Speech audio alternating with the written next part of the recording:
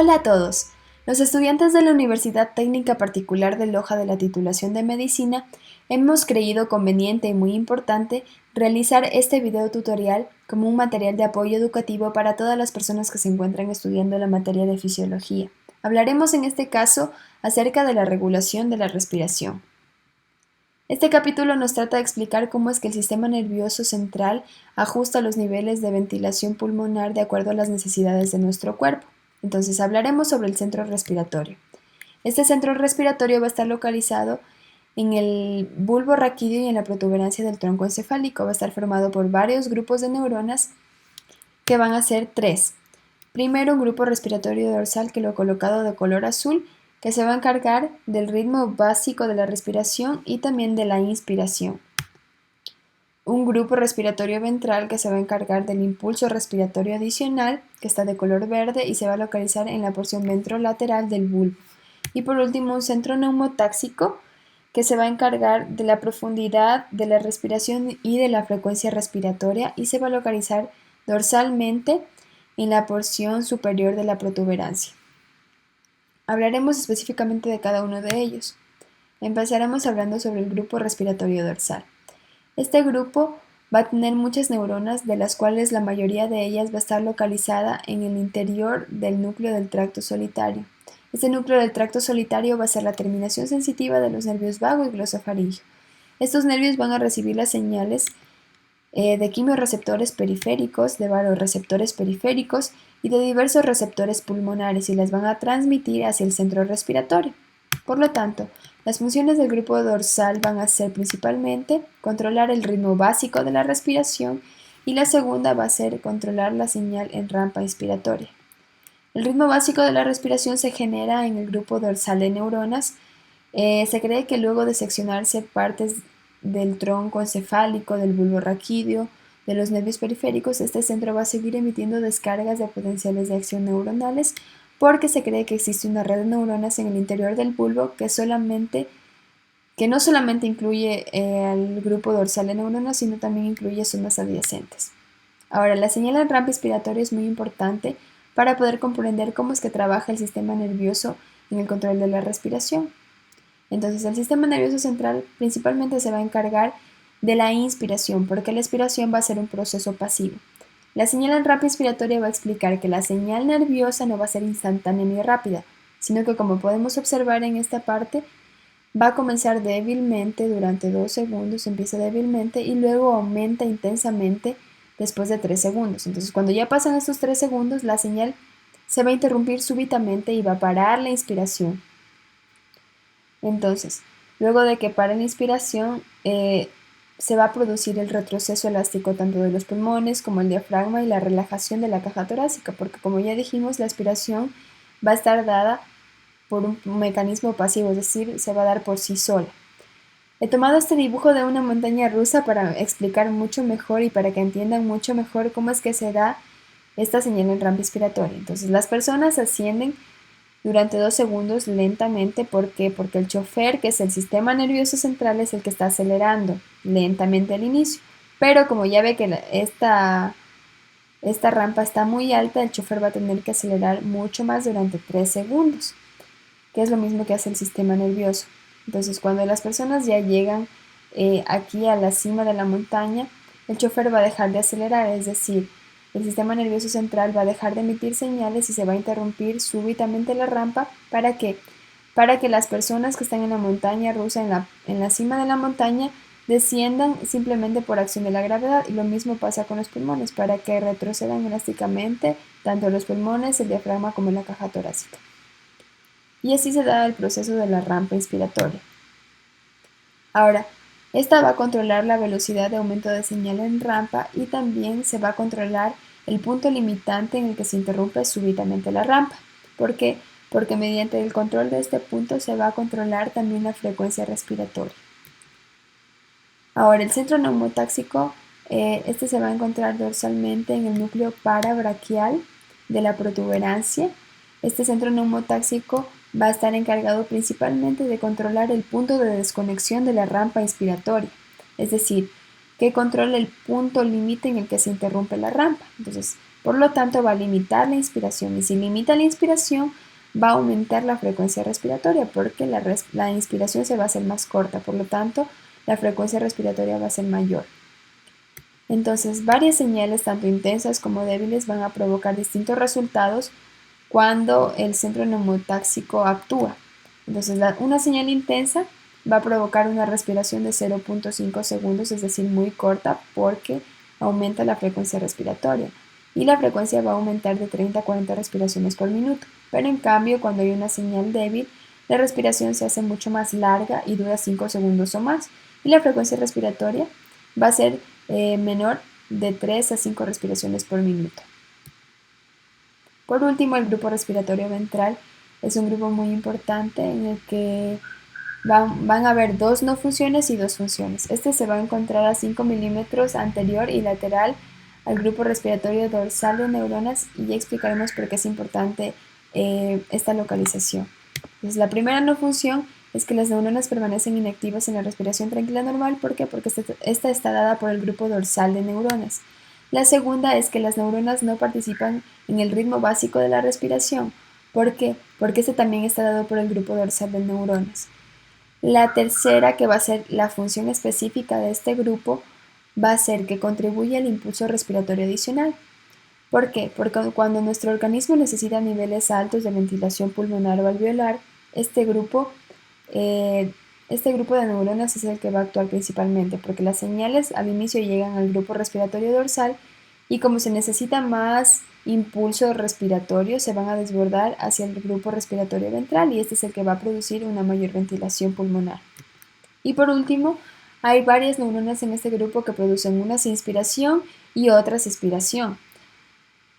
Por lo tanto, se le va a considerar a este como un mecanismo de sobreestimulación en el ejercicio. ¿Por qué? Porque va a aumentar los niveles de ventilación pulmonar cuando se realiza un ejercicio intenso.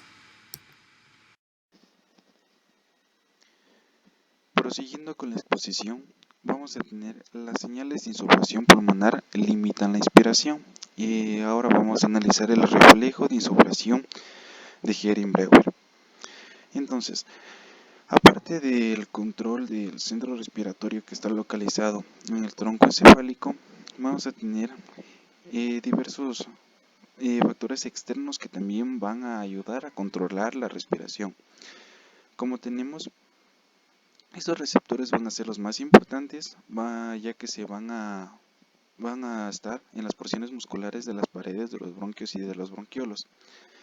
Estos van a ser los receptores de distensión. Estos receptores de distensión que van a estar a cargo de los nervios vagos, los cuales van a transmitir las señales hacia el grupo respiratorio dorsal cuando los pulmones estén sobredistendidos.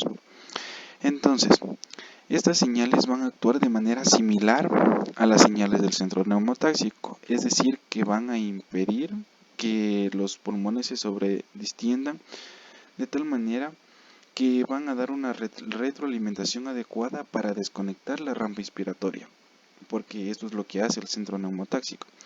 Entonces, esta va a ser el reflejo de insuflación de Hering-Breuer, o sea, de impedir que los pulmones se sobredistiendan. Entonces, este reflejo de distensión de Hering-Breuer solo va a aparecer cuando se haya aumentado 3 veces el valor normal del volumen corriente. El volumen que inspiramos y expiramos constantemente. En consecuencia, este solo va a ser un mecanismo protector para impedir la insuflación pulmonar excesiva. Ahora vamos a ver el control de la actividad global del centro respiratorio. Hasta ahora hemos analizado el control de la inspiración, de la expiración desde el centro respiratorio, pero a lo largo que vamos a desarrollar este capítulo vamos a analizar las variaciones de las señales de inspiración y de la expiración de acuerdo a las necesidades del cuerpo. Un claro ejemplo tenemos que va a ser el ejercicio. El ejercicio va a aumentar la utilización de oxígeno y la formación de CO2, de tal manera que va a aumentarlo 20 veces el valor normal de la utilización de oxígeno y de la formación de CO2. Entonces, estos cambios de utilización de oxígeno y de formación de CO2 vamos a analizar a lo largo del capítulo. Después tenemos el control químico de la respiración.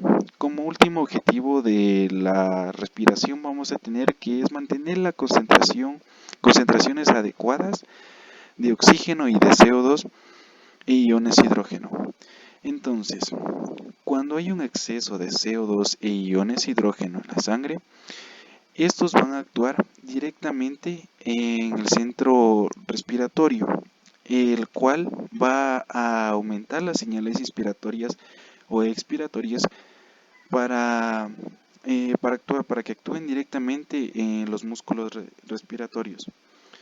Pero el oxígeno tiene un papel diferente, ya que este no va a actuar directamente en el centro respiratorio, sino este va a actuar en quimiorreceptores que se van a localizar en cuerpos carotídeos y aórticos, que estos cuerpos carotídeos y aórticos son los que van a transmitir las señales nerviosas hacia el centro respiratorio, incitando las demás zonas al control de la respiración. El control químico directo de la actividad del centro respiratorio por el CO2 y los iones hidrógeno. Entonces, aparte de las diferentes zonas respiratorias, como tenemos la dorsal, ventral o el área neumotáxica, vamos a tener otra zona que va a actuar para también ayudar a controlar la respiración, que es la zona quimiosensible. Las demás zonas, la zona dorsal y ventral y la área neumotáxica, no van a ser sensibles a las concentraciones sanguíneas de CO2 ni la concentración sanguínea de iones hidrógeno.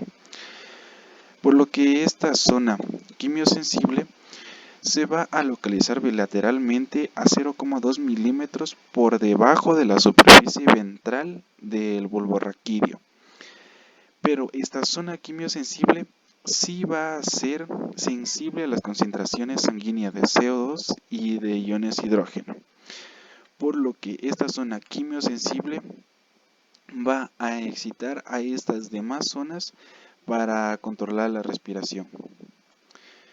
También es probable que la excitación de las neuronas quimiosensibles por los iones hidrógenos sea un estímulo primario.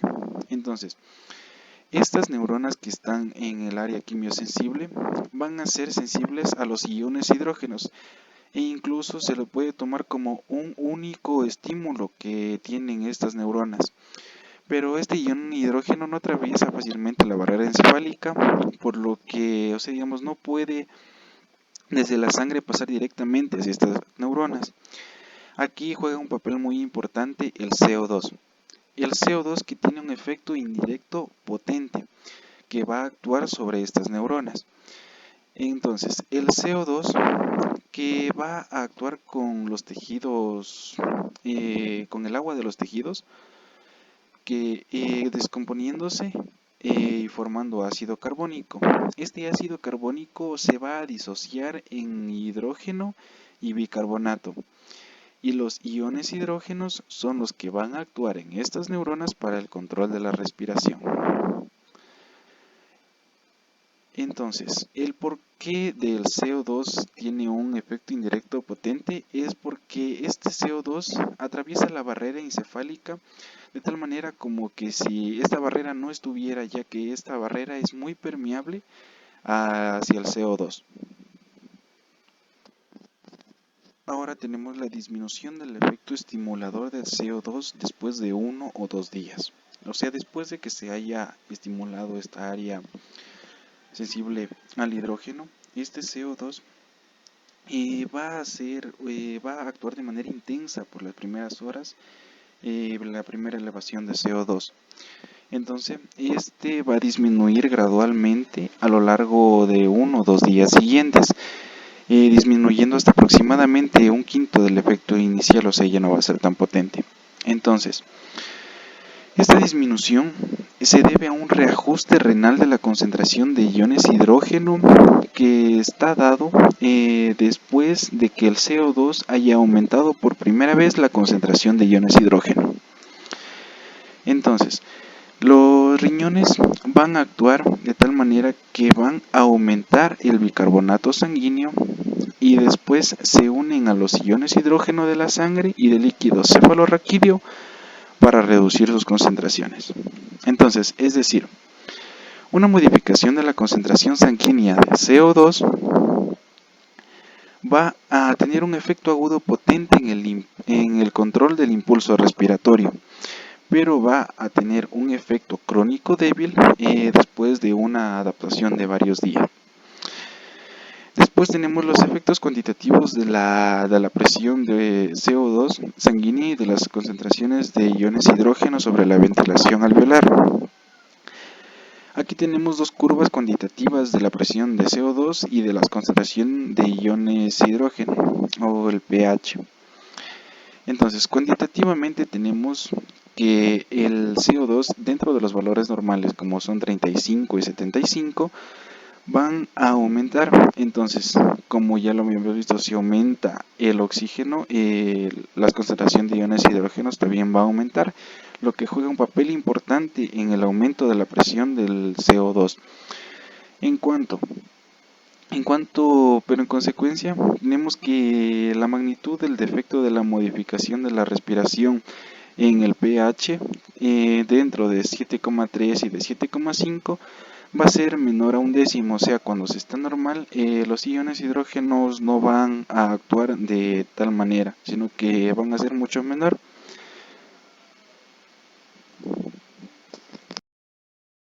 Cuando existen modificaciones en la concentración de oxígeno, no se genera ningún efecto directo en el centro respiratorio que altere el impulso en la respiración, pero sí se genera un efecto indirecto a través de los quimiorreceptores periféricos, los cuales se sitúan en los cuerpos carotídeos y en los cuerpos aórticos.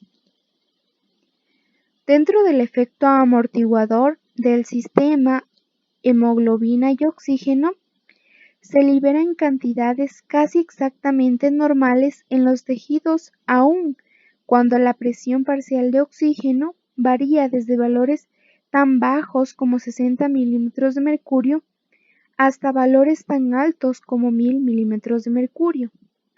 Cabe destacar que el dióxido de carbono es un factor principal que controla la respiración y no el oxígeno. Dentro de los sistemas de los quimiorreceptores periféricos, esos actúan para controlar la respiración, se encuentran fuera del encéfalo. Su función es detectar las modificaciones de oxígeno en la sangre y también responden en menor grado a las modificaciones de las concentraciones de dióxido de carbono y de iones hidrógeno. Estos transmiten señales nerviosas al centro respiratorio del encéfalo para así contribuir a la regulación de la respiración. Dentro de estos encontramos a los cuerpos carotídeos, los que se localizan bilateralmente en las bifurcaciones de las carótidas comunes. Sus fibras aferentes pasan a través de los nervios de Hering hacia los nervios glosofaringeo y también a la zona respiratoria dorsal. A su vez encontramos a los cuerpos aórticos, que se localizan a lo largo de la aorta. Sus fibras pasan a través de los nervios vagos y a la zona respiratoria vulvar dorsal. Cuando existe una disminución de oxígeno arterial, se estimulan los quimiorreceptores periféricos. Además, cuando existe un aumento de la concentración de dióxido de carbono e iones hidrógeno, se excitan activamente los quimiorreceptores. Dentro de los mecanismos básicos de la estimulación de los quimiorreceptores por deficiencia de oxígeno, se debe destacar que se conoce completamente este mecanismo, porque cuando baja la presión parcial de oxígeno se estimulan las terminaciones nerviosas de los cuerpos carotídeos y aórticos. Y es aquí cuando actúan las células glómicas, estableciendo sinapsis directas o indirectas con las terminaciones nerviosas. Estas células glómicas actúan como quimiorreceptores y después estimulan las terminaciones nerviosas. Cuando se encuentran inactivadas, van a disminuir de forma importante la presión parcial de oxígeno y provocan una despolarización en las células, aumentando la concentración intracelular de iones. Con respecto al efecto de una presión parcial de oxígeno arterial baja, que estimula la ventilación alveolar cuando el dióxido de carbono arterial y las concentraciones de iones hidrógeno se mantienen normales. Cuando la hipoxia en la ventilación moderada para los valores de presión parcial de oxígeno son superiores y van de 60 a 80 milímetros de mercurio, se debe tener en cuenta que la presión parcial de dióxido de carbono y la respuesta del ion hidrógeno son fundamentales al momento de regular la ventilación en las personas sanas a nivel del mar. Es por eso que se debe tener en cuenta la presión parcial del oxígeno arterial. La respiración crónica de cantidades bajas de oxígeno estimula aún más la respiración, el fenómeno de aclimatación. Los escaladores han observado que cuando ascienden lentamente una montaña, a lo largo de un periodo de días y no de un periodo de horas, respiran con una profundidad mucho mayor y por tanto pueden soportar concentraciones atmosféricas de oxígeno mucho menores que cuando ascienden rápidamente. Este fenómeno se denomina aclimatación. La razón de la aclimatación es, en un plazo de 2 a 3 días, el centro respiratorio del tronco encefálico pierde aproximadamente 4/5 de su sensibilidad a las modificaciones de presión parcial de dióxido de carbono y de iones hidrógeno. Por tanto, deja de producirse la eliminación excesiva de dióxido de carbono, con la ventilación que normalmente inhibiría el aumento de respiración, y el oxígeno bajo puede activar el aparato respiratorio hasta un nivel mucho mayor de ventilación alveolar que en condiciones agudas. A diferencia del aumento del 70% de la ventilación que podría producirse después de la exposición aguda a un oxígeno bajo, la ventilación alveolar con frecuencia aumenta entre 400 y 500% después de 2 a 3 días de oxígeno bajo, lo que contribuye mucho a aportar oxígeno adicional al escalador de montaña. Efecto combinado de la presión parcial de dióxido de carbono, el pH y la presión parcial del oxígeno sobre la ventilación alveolar. Se presenta la perspectiva rápida de las que los factores químicos, presión parcial del oxígeno, presión parcial de dióxido de carbono y pH en conjunto afectan la ventilación alveolar. Para comprender este diagrama se deben observar en primer lugar las 4 curvas rojas. Estas curvas se registraron a niveles diferentes de presión parcial del oxígeno arterial, 40, 50 y 60 y 100 miligramos de mercurio.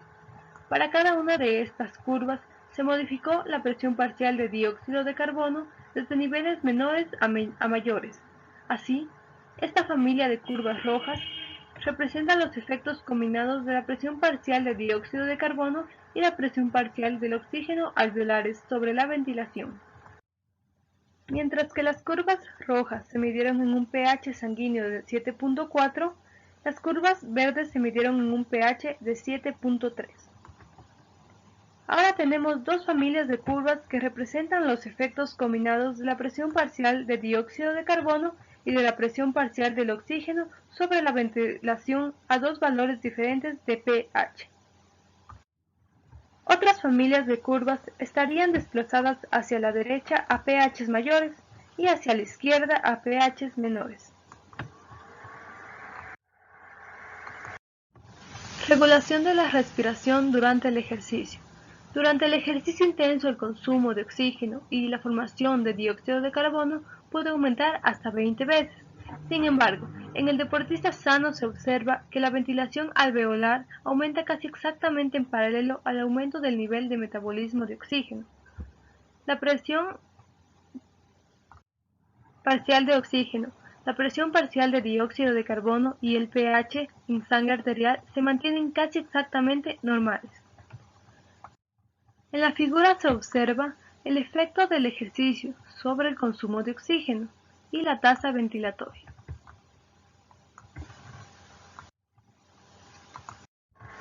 ¿Qué produce la ventilación intensa durante el ejercicio?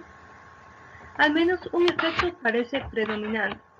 Se piensa que el encéfalo, cuando transmite impulsos motores a los músculos que realizan el ejercicio, transmite al mismo tiempo impulsos colaterales hacia el tronco encefálico para excitar el centro respiratorio. Esta acción es análoga a la estimulación del centro vasomotor del tronco encefálico durante el ejercicio, que produce un aumento simultáneo de la presión arterial.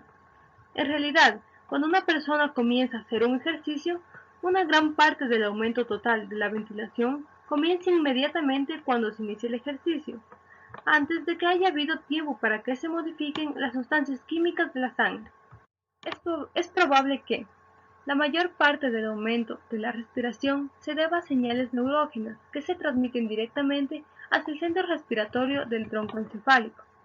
Al mismo tiempo, las señales se dirigen hacia los músculos del cuerpo para ocasionar la contracción muscular.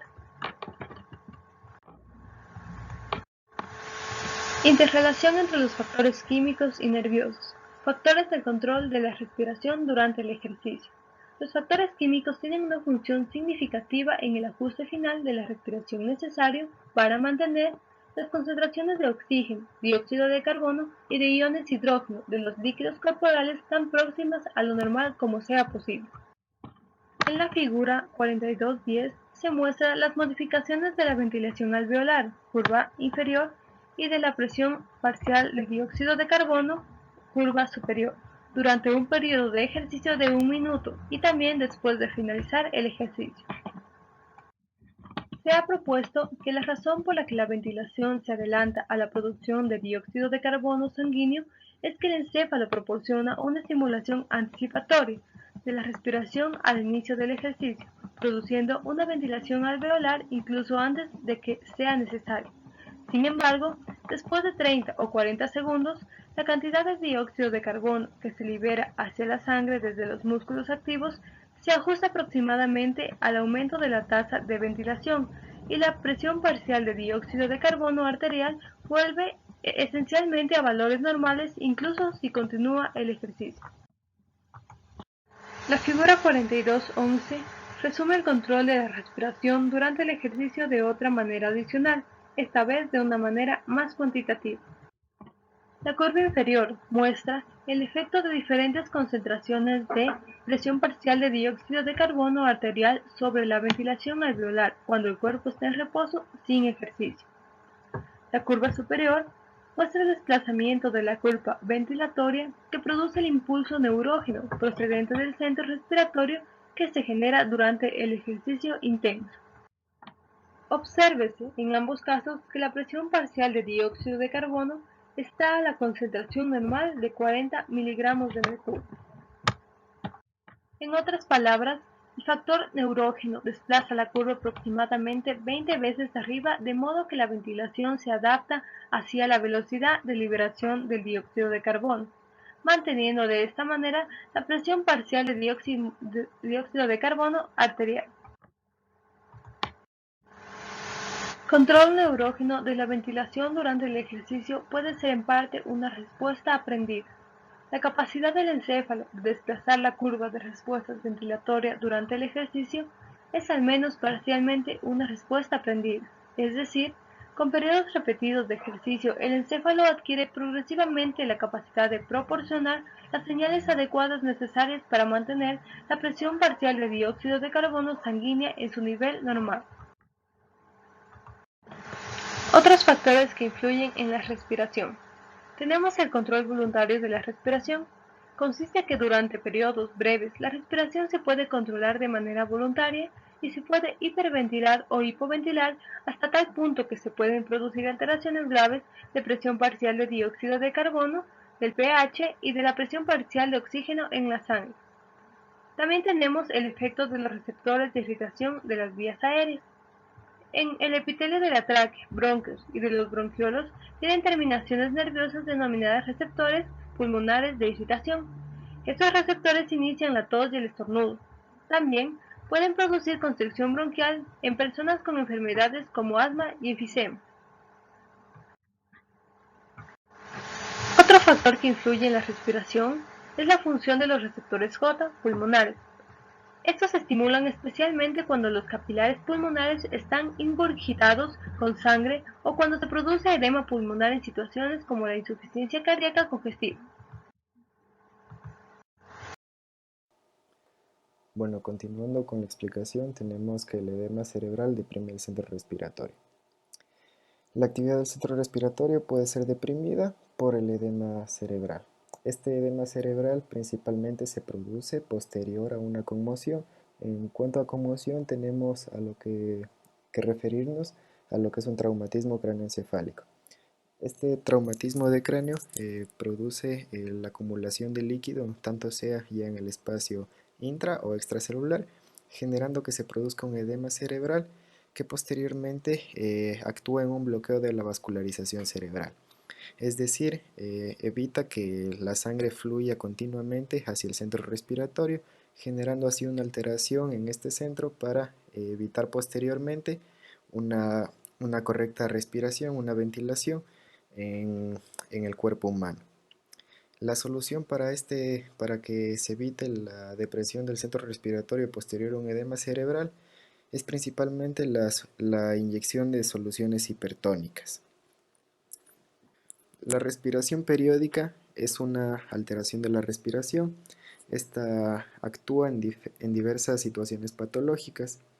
Se produce principalmente porque es la persona que está respirando patológicamente inicia con una respiración profunda durante un intervalo breve. Después sigue una respiración superficial. Por ejemplo, tenemos que una de estas respiraciones periódicas es la respiración de Cheyne-Stokes. En la parte inferior de la pantalla podemos observar el esquema de la respiración de Cheyne-Stokes, en donde en la porción izquierda nos explica que el primer intervalo es un intervalo de respiraciones amplias y ruidosas, es decir, se produce una inspiración profunda para después generar una expiración y continuar con una respiración superficial y silenciosa. Posterior a esto se sitúa un periodo de 10 a 15 segundos de apnea, es decir, que la persona no se encuentra respirando, generando así que la respiración es irregular, siendo así que aumenta y disminuye lentamente.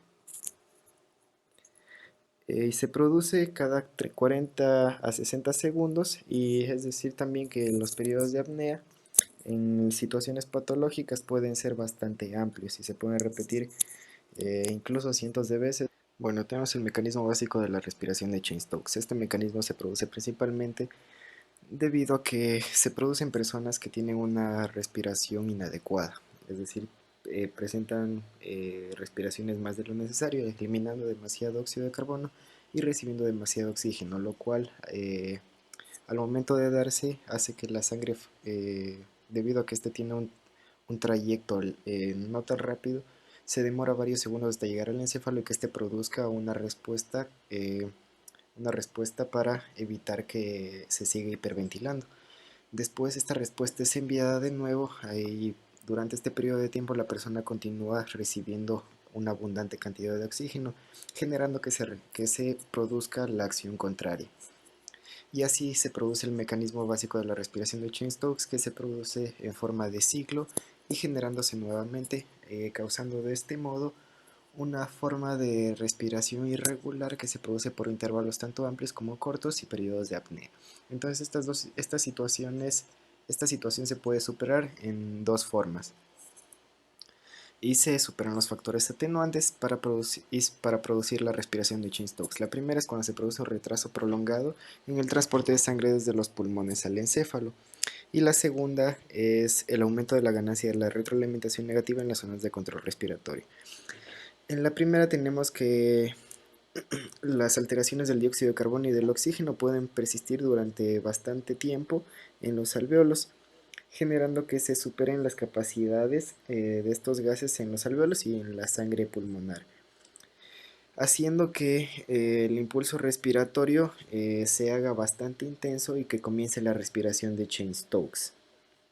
En la segunda causa tenemos que sin el aumento de la ganancia de la retroalimentación negativa en las zonas de control respiratorio, se produzca que una modificación de dióxido de carbono o de oxígeno genere un cambio en la ventilación que es bastante irregular.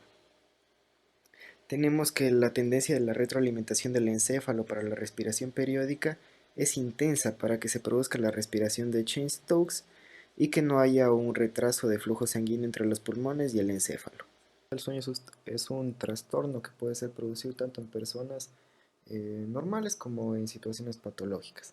De manera ocasional se dice que la apnea del sueño, es decir, la ausencia de la respiración espontánea, se produce bastante común, es decir, es una situación muy común que se produce en varias personas, pero que usualmente no es patológica, sino hasta que se produce ya sea eh, por el bloqueo de las vías aéreas superiores o por la alteración del impulso respiratorio del sistema nervioso central. En esta apnea se dice que el tipo más común es la apnea obstructiva del sueño. Esta causa un colapso en las vías respiratorias o una obstrucción de ellas durante el sueño. Luego la respiración vuelve con un ronquido o repsolido.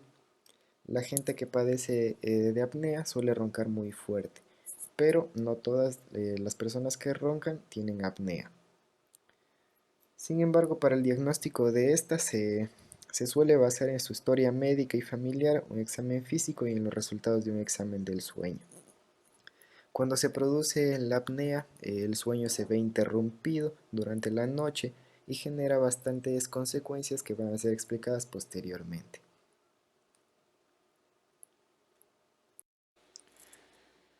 Seguidamente, la apnea obstructiva del sueño se encuentra producida por bloqueo de las vías aéreas superiores. Esta es una variante de la apnea del sueño y principalmente esto no se produce debido a que los músculos de la faringe mantienen abierto el conducto aéreo para permitir el paso del aire hacia los pulmones y del exterior hacia los pulmones y de los pulmones hacia el exterior. Algunas personas contienen entre las causas para que esto se produzca el conducto es bastante estrecho de la vía aérea superior y como segunda causa que la faringe se cierra. Principalmente por los factores predisponentes. Esto es bastante estrecho, la faringe puede cerrarse por la obesidad, generando aumento de tejido adiposo en los alrededores, haciendo que se obstruya. Edad avanzada, obstrucción nasal, lengua muy grande, haciendo que descienda hacia posterior, evitando el flujo del aire, aumento del tamaño de las amígdalas de igual forma, y la forma del paladar que hace que no sea totalmente dinámico el flujo del aire. Entre las características que produce esta apnea obstructiva del sueño es que causa un ronquido intenso que va aumentando con el tiempo, una respiración trabajosa, apnea, sueño fragmentado e inquieto, es decir, que la persona no obtiene el descanso que necesita. Como consecuencias de esto, es decir, que la persona no ha dormido bien debido a que se le interrumpe el sueño, tiene somnolencia diurna, es decir, que durante el día se mantiene somnoliento, con ganas de dormir y que debido a que no obtuvo un sueño correcto. Aumento de la actividad simpática, frecuencia cardíaca elevada, hipertensión pulmonar sistémica y aumento del riesgo de la enfermedad cardiovascular. Entre el tratamiento tenemos la uvulopalatofaringoplastia, la cual se trata de la extirpación de la grasa que se encuentra en los alrededores por obesidad para generar un mejor flujo de aire. La extirpación de las amígdalas, traqueostomía que se basa principalmente en la perforación de la tráquea para generar una vía colateral de ingreso de aire durante el sueño. Y la CPAP, que es la ventilación nasal con presión positiva continua en las vías aéreas. Tenemos que la apnea genera una reducción de la presión parcial de oxígeno en los alvéolos y un aumento de la presión parcial de dióxido de carbono en la sangre. Como punto final tenemos la apnea del sueño central. Esta se produce cuando hay una abolición transitoria del impulso neural hacia los músculos respiratorios. Con esto quiere decir que el impulso no es correctamente enviado a partir del centro respiratorio hacia los músculos respiratorios para producir una correcta ventilación, sino que produce una apnea. Esta patología puede ser producida por dos trastornos principales. El primero es la lesión de los centros respiratorios centrales y la segunda son alteraciones del aparato neuromuscular respiratorio. Los pacientes que presentan esto pueden tener una disminución en la ventilación cuando están despiertos, aunque son totalmente capaces de controlarlo. Durante el sueño estos trastornos se vuelven más graves y no son completamente controlables debido a que la acción autónoma de la respiración no se encuentra completamente mediada por la persona.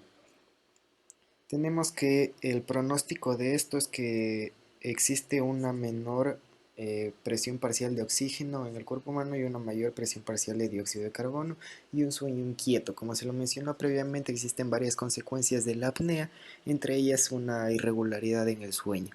La causa no se encuentra totalmente conocida, es desconocida en la mayor parte de su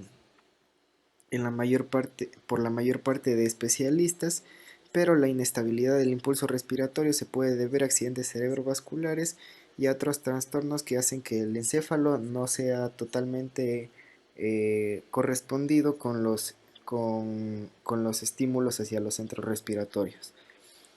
Tenemos también que existe en las personas que presentan esto son bastante sensibles a diversos sedantes o narcóticos que reducen la sensibilidad, que son sensibles a ellos y hacen que los centros respiratorios sean más sensibles a los efectos estimulantes del dióxido de carbono.